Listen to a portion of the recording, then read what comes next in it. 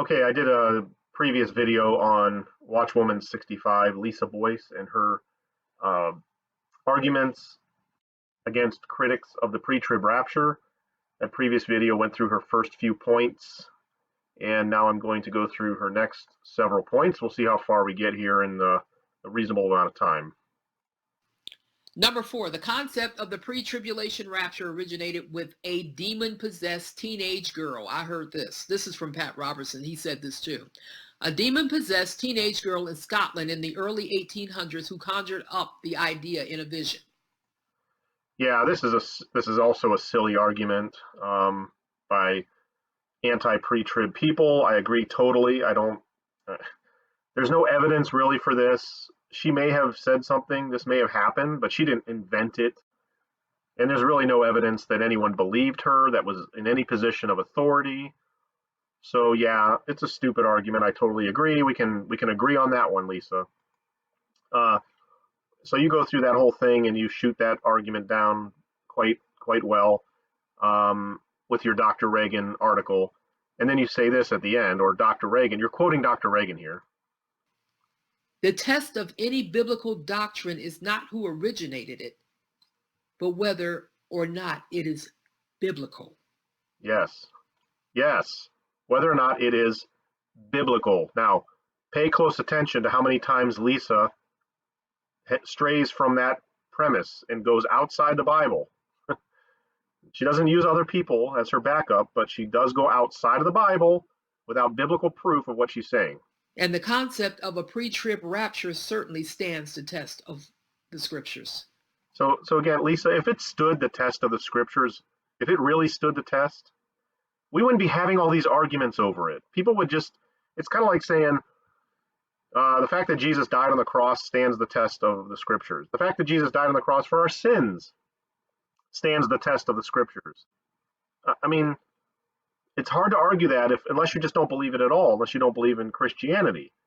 So we have a lot of good arguments and a lot of well-meaning people in the debate on both sides. You seem to think that people that don't believe the pre-trib haven't thought this through at all. They haven't studied it. They have no legitimate argument against you. Do you seriously think that? Do you seriously think that millions of Christians have no argument, that we just never thought about these things that you're bringing up? Do you really think these are original arguments you're having right now? They're not. These are the same old arguments people have been throwing around for years, and so far, other than the Margaret MacDonald silly argument, and the fact that you argued against rapture is not in the Bible, the word rapture, also a silly argument. Everything else you've said is just, there's no standing for it. Number 5. The rapture and the second coming are a combined event that will take place at the end of the tribulation when Jesus returns to earth. This is exactly what someone was trying to argue with me about last night. And, seriously?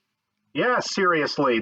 I'll show you, Lisa, if you actually have even a smidgen of an open mind, which it doesn't sound like you do, but anybody else listening, oh yeah, there's absolutely a great reason to believe in them both being the same event or happening at the same time.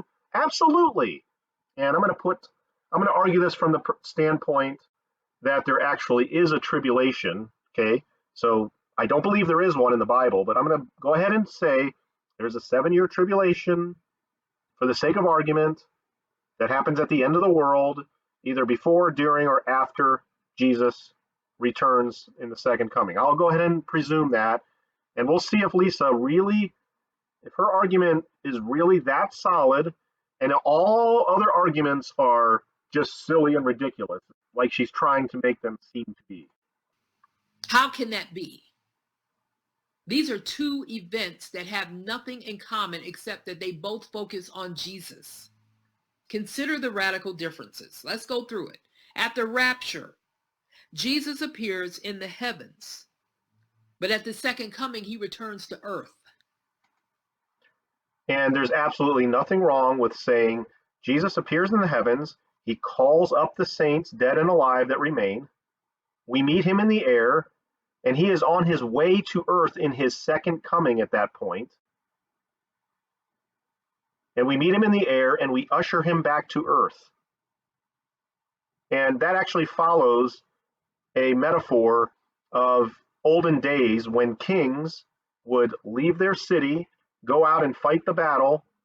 They would come back to the city later on after winning their battle. There would be the sound of a trumpet outside the city where the king was with all of his men. The people in the city would hear that trumpet. They would go out of the city and meet the Lord on his way here. They meet the king on his way. When someone goes out to meet somebody, that somebody is coming to them. He's not going somewhere else. You don't go out to meet people who are going the opposite direction. You go out to meet people who are on their way. That's what meeting somebody means. I'm going to meet you. Hey, when you come down here, I'll come outside and meet you in the driveway.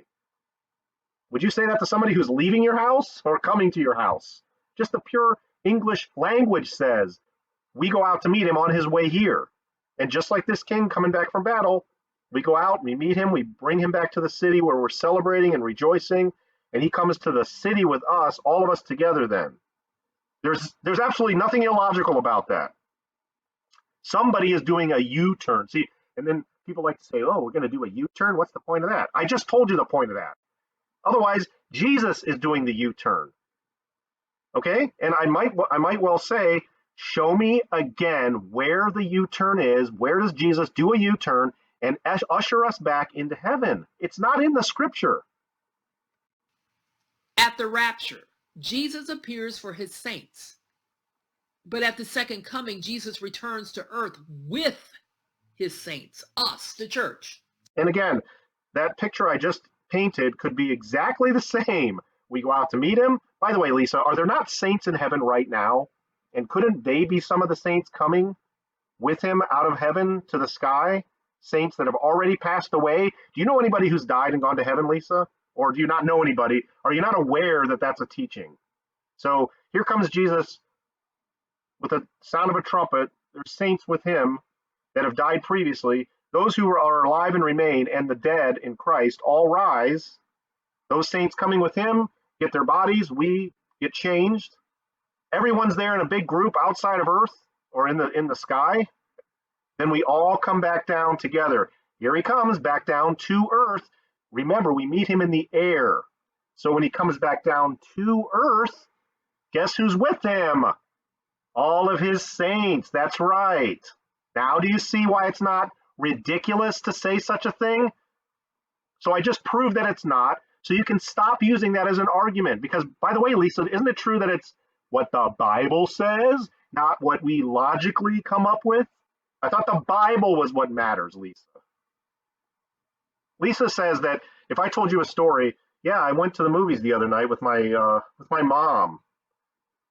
And then I tell another person, I drove in my car to the movies with my mom and my wife. She thinks those are two separate trips, obviously, because in the one I went to the movies somehow, didn't say how, and it was just your mom. And in the other one I went with mom and my wife and I drove a car. So they must be two opposite opposing events. You can't fit those together. Of course you can fit those two together. I just didn't give you the information that I gave you in the one and that I gave in the other.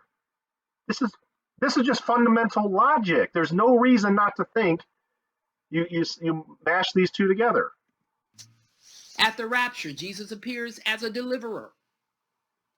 But at the second coming, he returns as a warrior. Okay, you're begging the question that one is appearing and not returning.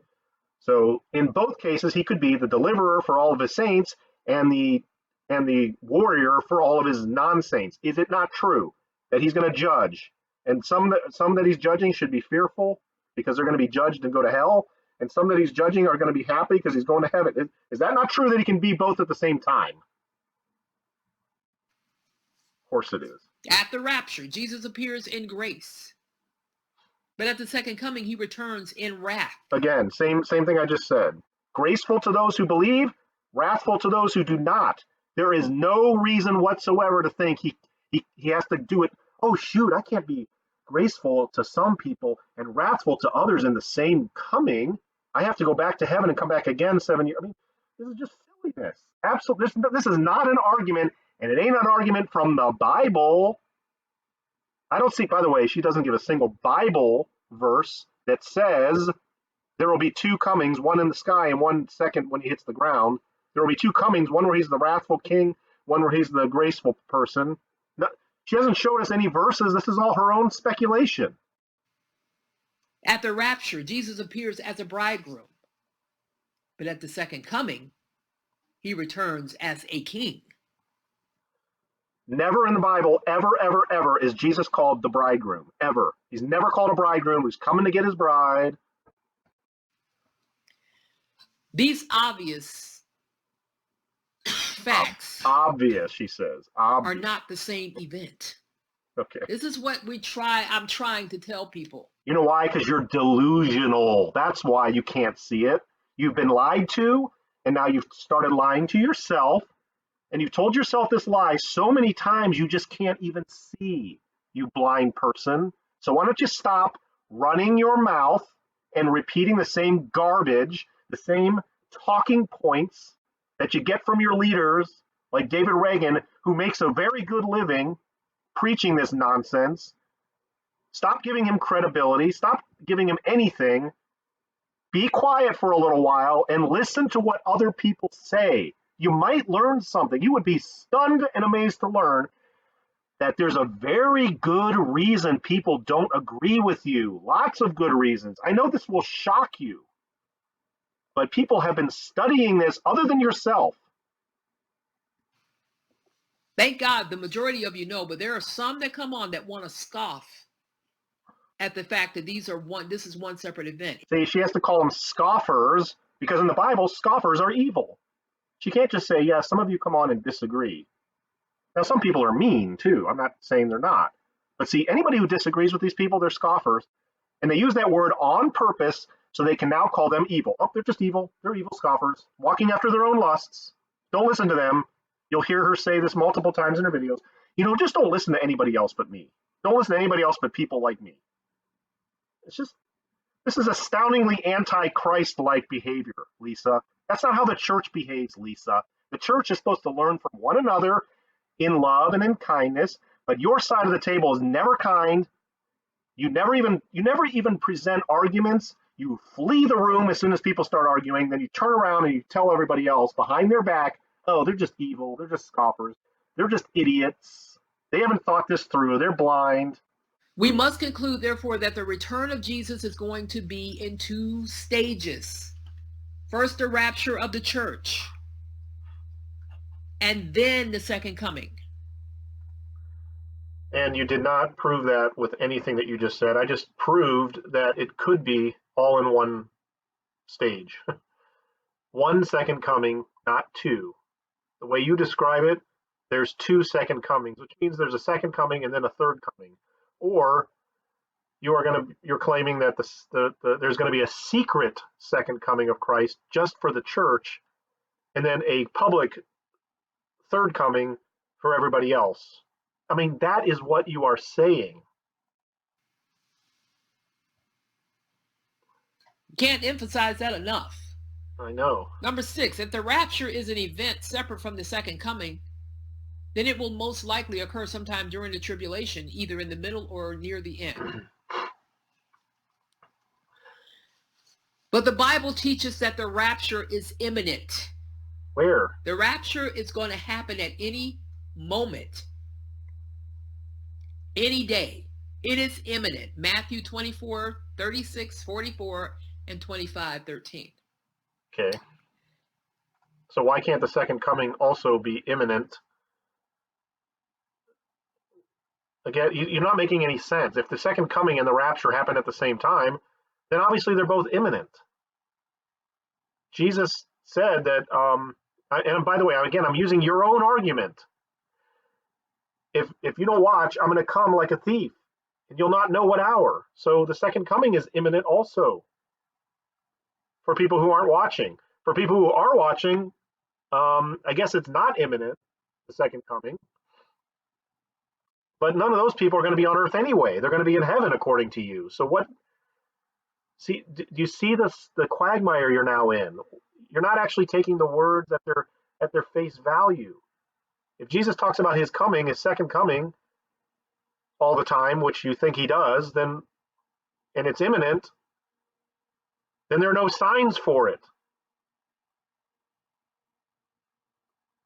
But you don't think it's his second coming doesn't have any signs. You think it does, so that's not imminent. So it must be this other thing called the rapture that's imminent. Well, there's no verses that talk about a rapture being imminent without any signs. You guys say that there's no signs for a rapture.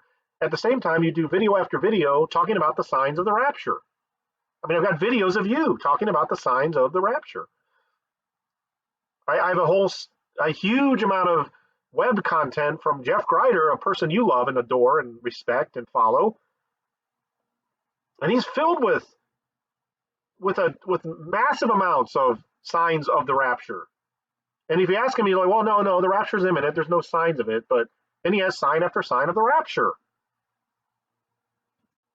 If you place the rapture anywhere inside the tribulation, then you render it non-imminent. For there are prophecies that must be fulfilled before it occurs. Further, Lisa, you and many others believe that Israel had to become a nation again, which it did in 1948, in order for any of this to happen. You guys don't believe in the imminent doctrine. The rapture was not imminent until 1948, according to you. How is there a doctrine of imminence in the Bible when that doctrine was absolutely false for 1800 and some odd years? How is that a doctrine in the Bible? furthermore, we are told to live looking for Jesus. Right. Not a not rapture. the Antichrist. Yeah, but not a rapture either. We're not told to look for a rapture. Sorry to cut you off. To live looking for Jesus, not the Antichrist. So again, I tell you, where is the hope of God's? I mean, if you think that you're gonna go through the tribulation, where's the blessed hope? The blessed hope is not the rapture, though. If you could show me the verse that says our blessed hope is being whisked to heaven prior to 7 years of hell on earth, then I will accept that as being the rapture. It doesn't say that anywhere. If you think that the rapture is being taken to heaven prior to going through all kinds of tribulation, then how come all these millions of Christians have died never having gotten that hope? How can you say that God gives hope to all believers and then lies to most of them because they've all died? Where's your hope? Because what you're doing, you're looking for the Antichrist. You're not looking for Christ. Where's my hope? Really? That's just a silly question to ask. If I believe in a second coming and a rapture at the same time, then I have plenty of hope. And even if the post-tribbers are right, and there will be a 7-year tribulation, at the end of which is a rapture, then people reading those verses about it that you claim are rapture verses, they have a tremendous amount of hope because they can look forward to the time when this tribulation will end and they will be taken out. I don't even understand that point of view.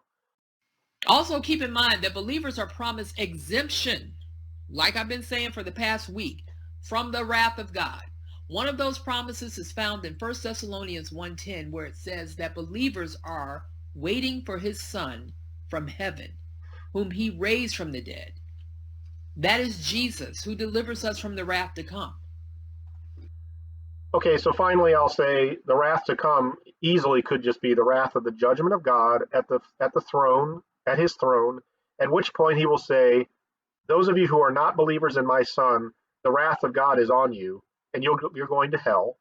And those of you who are in my Son and covered by his blood, my wrath is not on you. You're welcome into the kingdom. So you guys you're defining wrath of God here as exclusively some 7-year tribulation. Why? Where do you get that from? That's not the only definition of the wrath of God.